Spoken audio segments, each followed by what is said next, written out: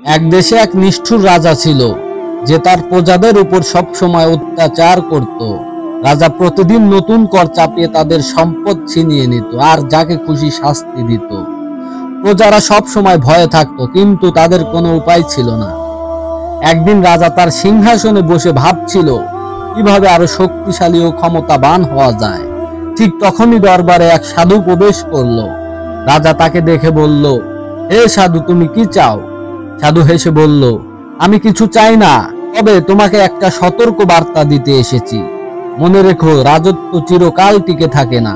প্রজাদের দুঃখের মধ্যে যে রাজা সুখ খোঁজে, তারও শেষ পরিণতি সেই প্রজাদের মতোই দুঃখে পরিণত হয়।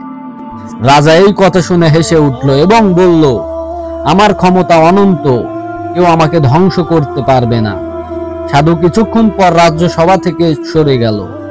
ঠিক সেই মুহূর্তে প্রবল ঝড় উঠল। বজ্রপাতের সাথে সাথে রাজপ্রাসাদের একটি অংশ ধসে পড়ল।